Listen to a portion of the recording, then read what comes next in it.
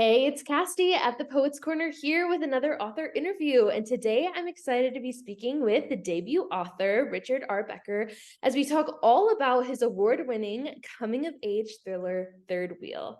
How you doing today, Rich? Hey, great, Cassidy. Thanks for having me on.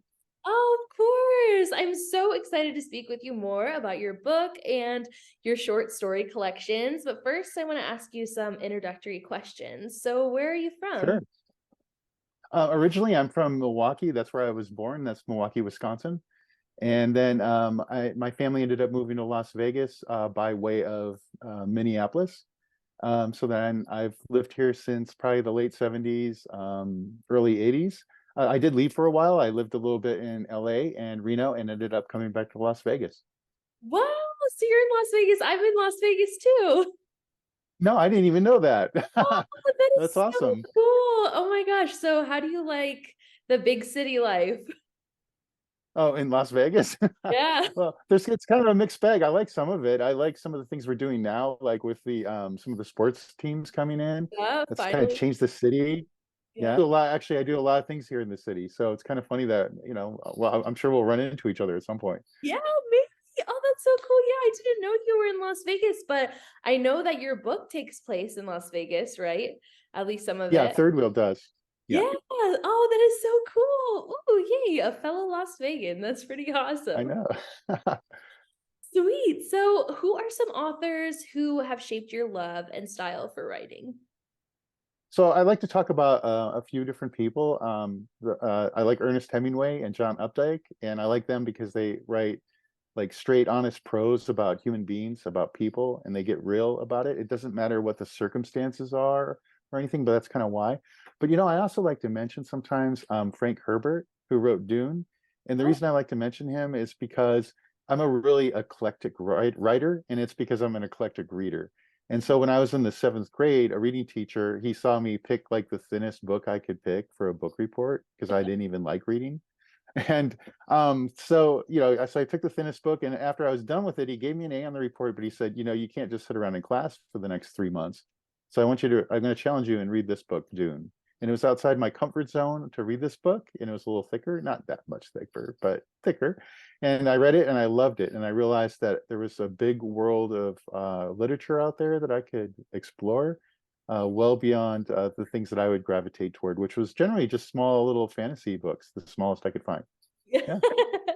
Oh, that is really cool. I love that. I love when I hear people say, and I hear it a lot in these interviews, that teachers inspired them to read and kind of grow their love for reading. And reading Yeah. is obviously one of the best things. And I have a similar story where a teacher really encouraged me to get into reading and it became my life. Like I loved it. And I love that you also like will go to different genres, and I think that helps a Oh writer, yeah.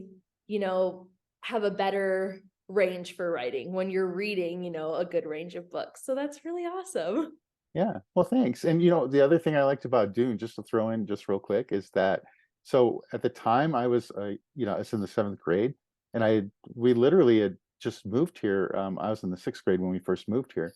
So I lived in being in the Midwest. It was kind of like going from Caladan, which is the planet that the protagonist in Dune comes from, and I moved to the desert, which is like Arrakis, the planet he ends up on. So there is a little bit of a connection. I think I identified with Paul Atreides for that reason. Oh, Yeah. that's really cool. That's funny. I love it. So when you aren't writing, what are you doing?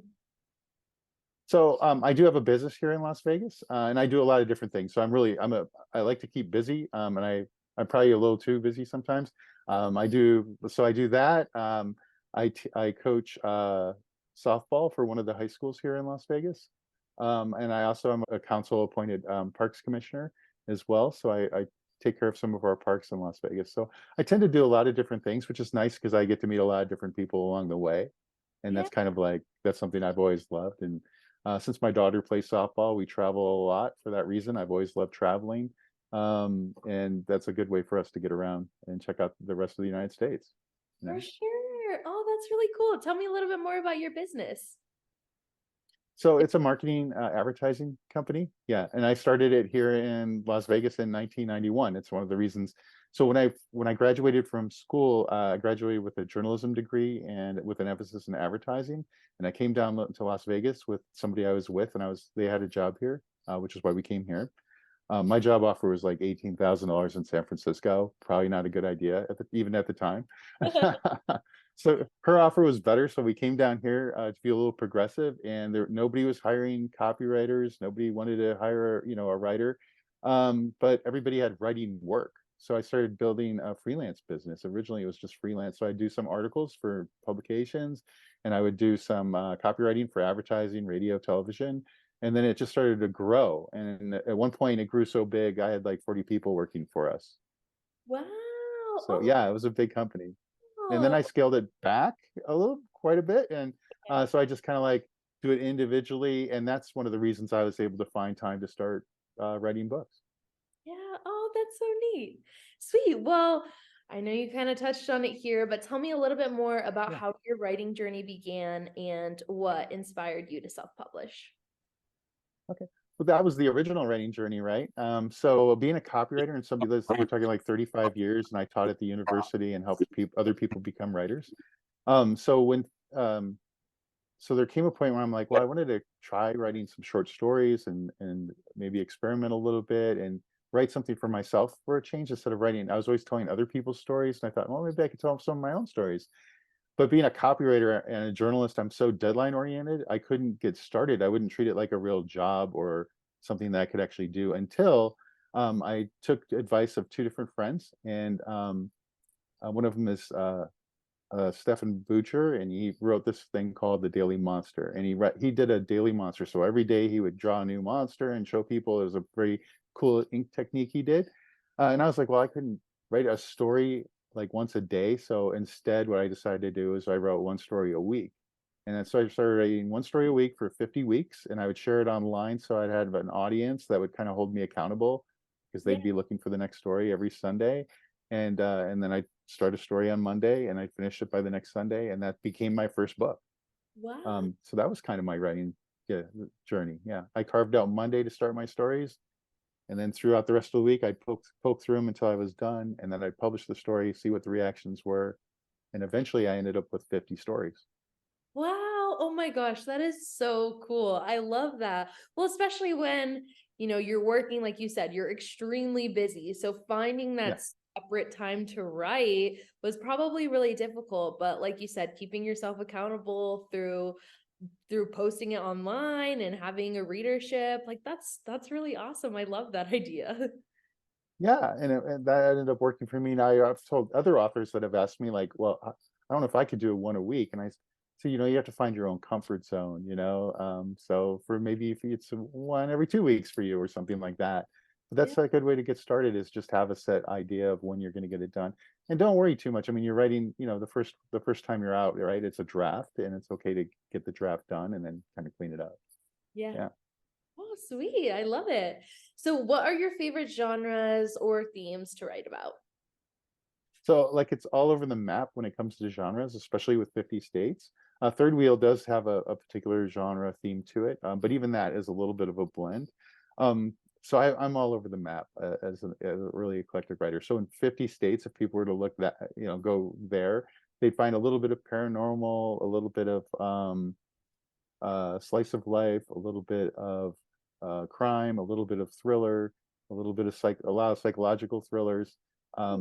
So I think maybe talking about the theme in sense, it might be a little bit easier. I do like to write about the human condition. So I think that's kind of what grounds everything together, and how our perspective of who we are and how other people see us kind of helps shapes our reality. And if we kind of know that, then we can kind of write our own stories, like even in life, not just on the page, by always keeping that in mind. Wow, well said. I like that. Yeah. So I understand you have two collections of short stories, 50 States. That Yeah. was your one, right? Yeah. That was the first one. Okay, sweet. And then also your next one, 10 Threads. So tell me more about what readers can expect to find within that book. So in 10 Threads was actually, it's a companion piece So unlike what I did with 50 states, so 50 states is a book that you can find anywhere. There's 50 stories, one story for each state. And then 10 threads, my original idea was to write another collection called 50 threads. Um, I wrote 10 threads. So they actually, those stories kind of connect to 50 state stories. So they're almost like continuations of the stories, or in one case, there's two stories that kind of come together at a different point in time. And it's all within the 50 state universe. And then the reason it stayed 10, and then instead of releasing it as a full length book, because it's only like 125 pages, is I decided to publish that as like a Kindle exclusive. And that allowed me also to start to learn about Kindle Unlimited, and what the benefits were to Kindle Unlimited, and what some of the shortcomings were to Kindle Unlimited. And then that's kind of how, I learned that, and I found out how much authors like make per page read, Yeah. which is very little. And Yeah. but it was still kind of nice because, yeah, but what it was nice, it turned out to be good, is that some people who picked up 10 threads, they liked the stories, and then they would go back and they would buy 50 states as a regular book. And that, so it became a nice little introductory piece, even though it's like after it happens afterwards, if that makes sense. Yeah. And then the reason there are only 10 threads is because um I wrote a story that was called, it's actually in there, and it's the same as the first chapter of Third Wheel. The short story was called Third Wheel. And I wrote this character named Brady Wilkes, and I was like, wow, I need to keep going with them. So I had to make a choice. And my choice was either I was writing 50 threads or I was going to write a novel. And I decided that it was time to write the novel. I love that. That is so cool. So your book started off as the short story. Yeah. That's so Yeah. amazing. Sweet. Okay, well, we're gonna talk about Third Wheel in just a second. But I was Yeah, gonna ask sure. you, where do you get your inspiration from? So my inspiration comes from all over. It's like it's crazy. Like it's all over. Like, so there's a story actually. I'm gonna can't you'll probably end up asking me this later. But it's like the same. It'll almost be the same answer. So there's a story in 50 states called A Beautiful Day. And just to give you an example, so that particular story, I was actually taking my daughter to a softball lesson, and I saw somebody being loaded up into an ambulance, and she had these fuzzy slippers on, and that, along with other things in my life, ended up becoming the story. And that's how I created the story. And the story is about this woman who's a grandmother. Her name is Ellen Williamson. And she does she's raising her granddaughter, which I borrowed some of this. So some things come from my life, and then some things come from the outside world. And so she's been helping out her granddaughter and watching her granddaughter every day, and they have a relationship. So we're talking about the relationship, but then she starts to have a heart attack.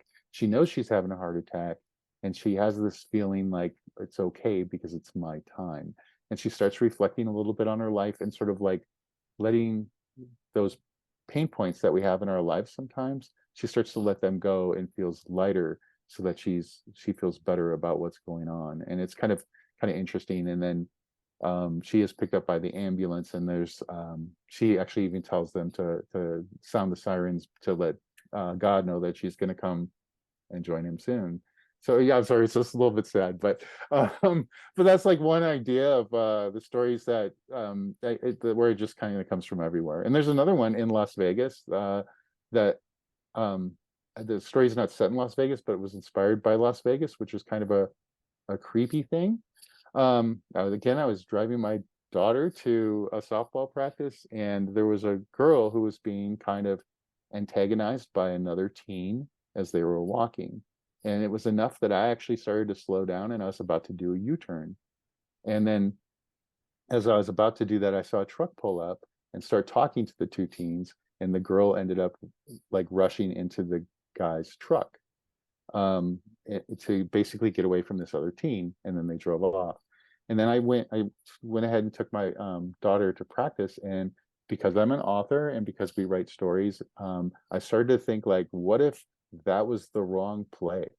What if getting in that truck was actually jumping out of the frying pan and into the fire? And that became a short story. Wow.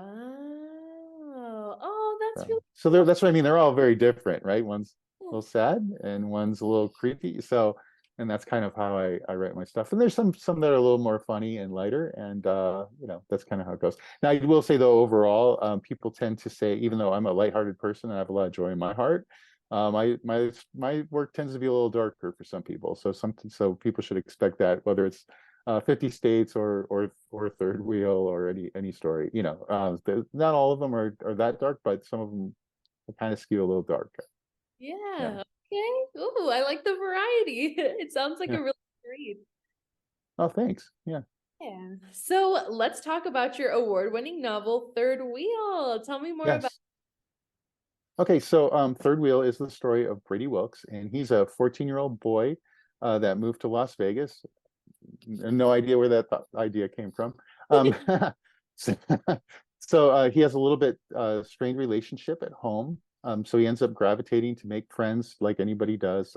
He ends up first he has like a kind of a it's not in the book, but he talks about it a little bit. He has a little bit of a nerdy group because that was kind of the group that is the most welcoming.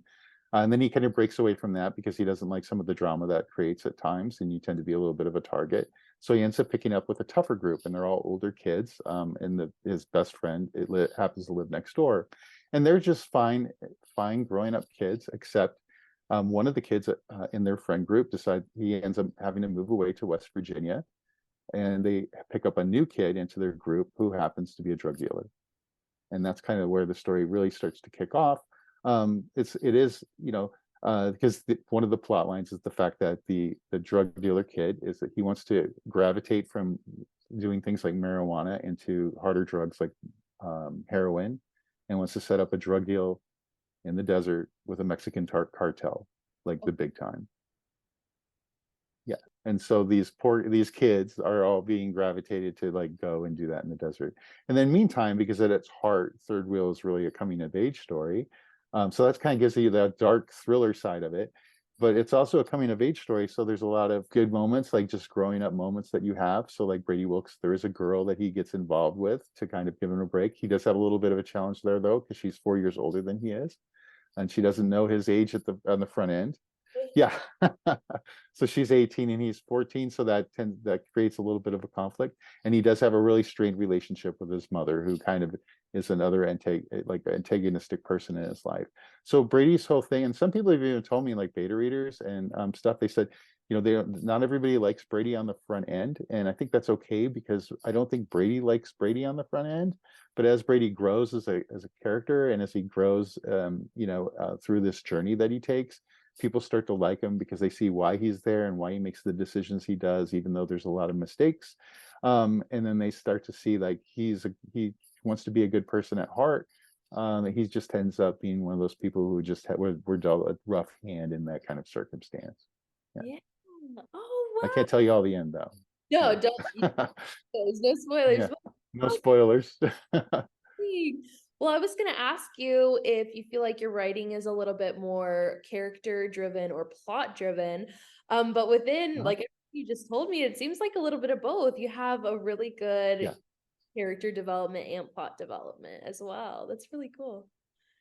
Yeah, so a lot of the reviewers have said that Brady Wilkes is like this amazing, they like him because he's an amazing he goes through a nice transformation within the story, and that kind of really grounds the story, and that's what makes people like it. And I think that's really important, for writers to always consider, like the plot is what makes us read the book, and the characters are what make us care about what's going on. So we need a good A to B storyline, but at the same time, we have to know, like, oh, okay, I understand this character. I like him for that reason.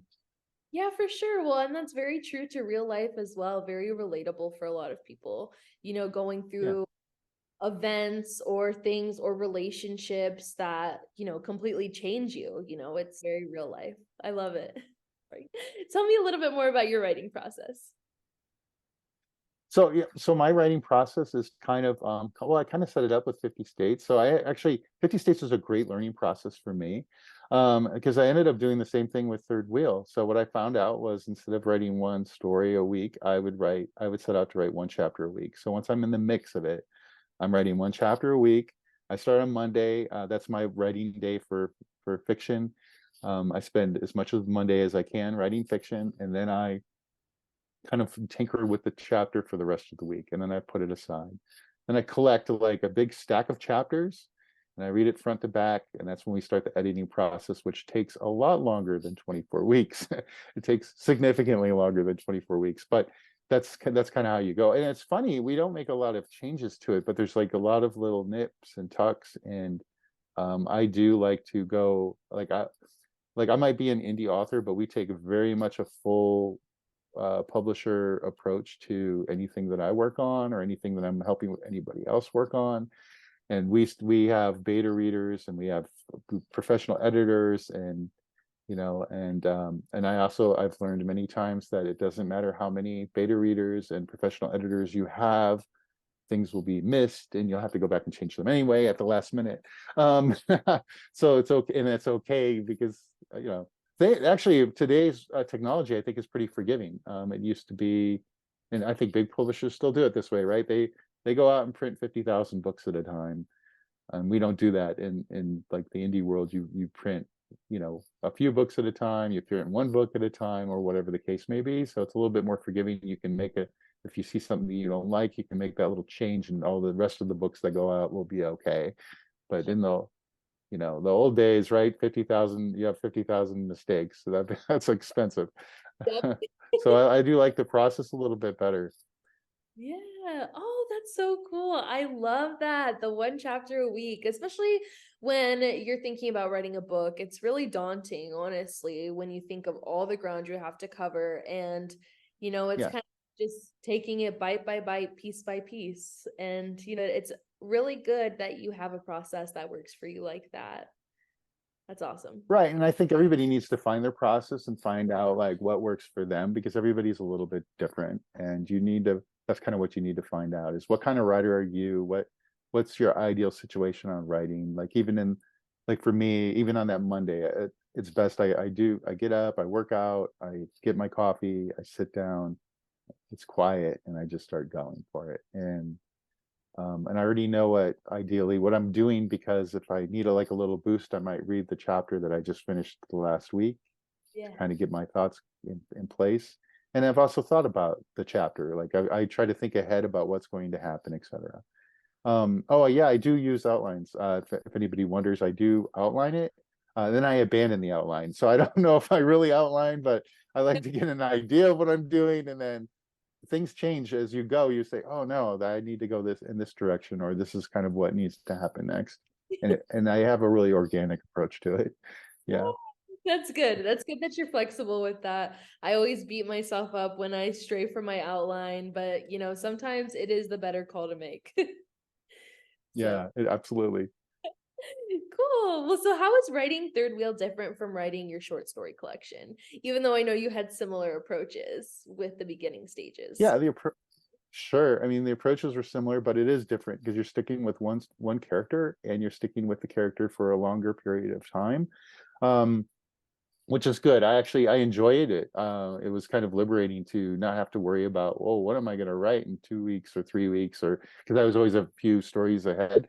So this was a lot easier because I already knew like who I had and where they were going, and it was a matter of and living with them for a long time. It became, gosh, I'll still write short stories here and there, but honestly, I really loved writing a novel. Was even more rewarding, I think. The process was more rewarding, and I know the characters so well. And some of the feedback I've gotten on them, like people really do like some of the characters. I mean, they're not nice kids in all cases, but at the same time, they like them because they understand why they're not the nicest kids, Um, I think that's really the biggest thing, is just the fact that you can kind of ride the same story for so long, and just kind of live with it. And we're really work on the scenes and the scene development, instead of worrying about coming up with like a whole new world every single time. Yeah. Oh, that's great. So what has been the most rewarding part of your writing journey so far? So the writing journey, so for myself personally, there's like just the introspective stuff, because I do use like everything I write is fiction, but at the same time I do pick little pieces of my life and I kind of insert them.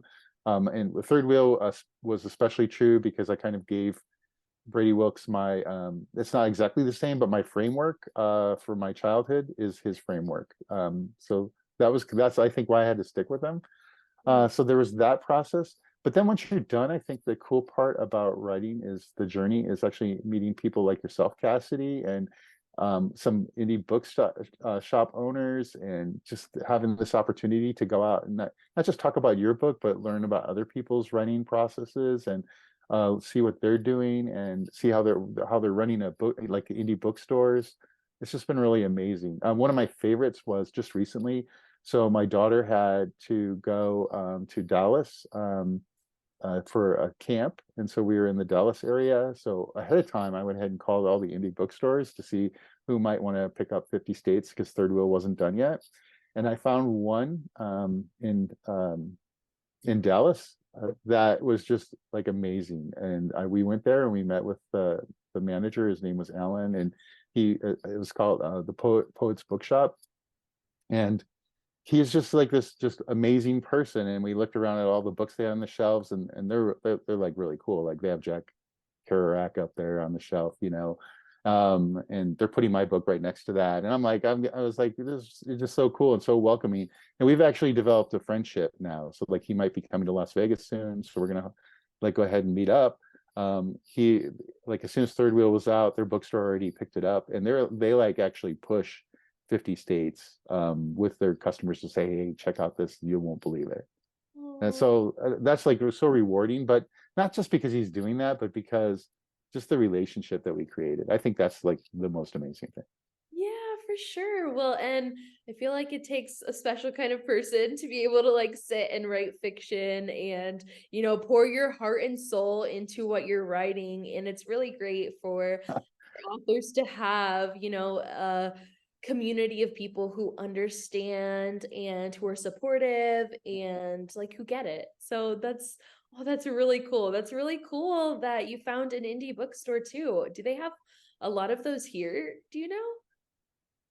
In Las There's a Vegas? couple in Las Vegas, but it's a little tougher. So actually, one of the bookstores they treat me as a local author, but they're not local. It's actually in St. George.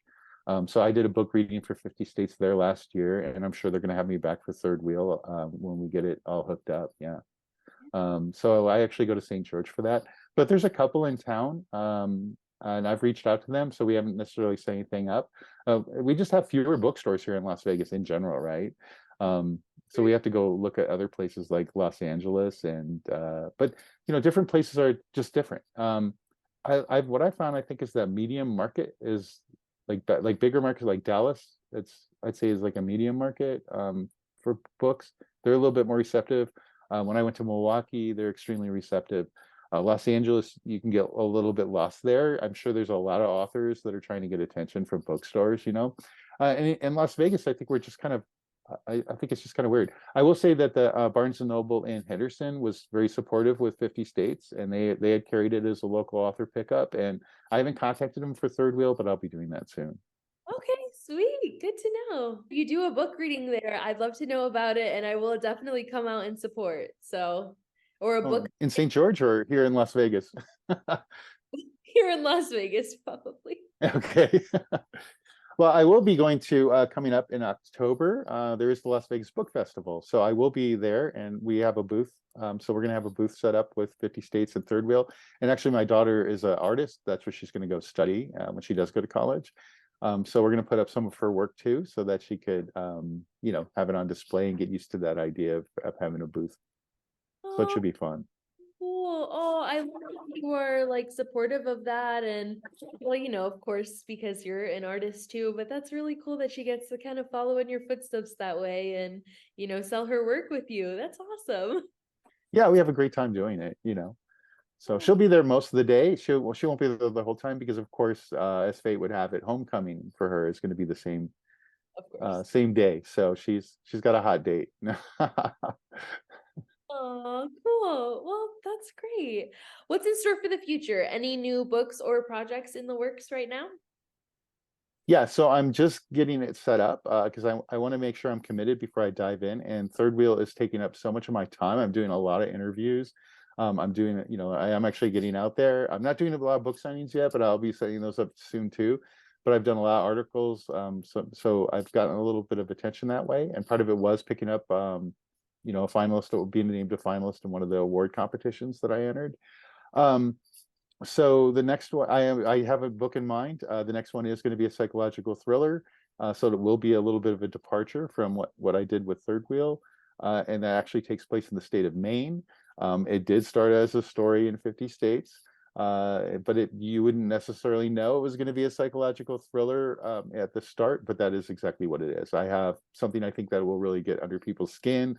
It's kind of a real, kind of a very interesting story. I found some really good resource material for it, so it's going to be very believable, and at the same time, get that. And then I have other stories coming along. Eventually, I'm going to revisit Brady Wilkes because I don't think his story is 100% over. But I do need to take a break. Living with someone for so long, and sometimes you need to like depart, and I don't want to be just pigeon like with his particular story, although it's a good one. But then the psychological thriller in Maine will I think will really capture people's attention. So I did my initial outline, and I have 2 chapters in, and I'm just poking around right now. Yeah. Oh, sweet. Well, I wish you the best of luck with that. That's amazing. Thank you. Sounds like you have a lot of great things planned for the future. Thank So you. that's good. That's really about all the questions I had for you today. Do you have any closing words, maybe an encouragement to our writers and readers out there, anything like that? Yeah. Okay, sure. Well, so just in terms of reading and writing, I think it's very important to go out and find. I don't think it's just don't read in your genre. I mean, absolutely. If you have a genre that you like more than any other genre, go ahead and do that. But don't discount some of the other stuff because some of the best ideas or lessons that you can learn can come from other books that you would never even expect that you might like. And it'll really open up your mind to a lot of different ideas, and then you can start to maybe mix and match and kind of insert things into it, which kind of creates a little bit more excitement. So instead of just writing a coming of age novel, you get to write a coming of age thriller, and like a little crime thriller, and it kind of makes things a little more exciting. Of course, I'd also say, it's always good to watch shows like yours, Cassidy, because you can pick up some tips from other authors and kind of be part of a community that people gravitate toward around, because people like you are so nice to have you come on the show. Yeah. Oh, sweet. Good advice. I love it. I love all of it. Yeah, okay. Well, for all of our readers, I have included all your links, your blog, your Twitter, all the places that they can buy Third Wheel and your short Cool. story Thank collection, you. so that they can follow along with your writing journey. So don't forget to check that out, guys, in the video description. Thanks again for your time, Rich. I'm wishing you the best of luck Thanks, Cassidy. and I Okay. love you. All right, thanks. Take care. Bye. Bye.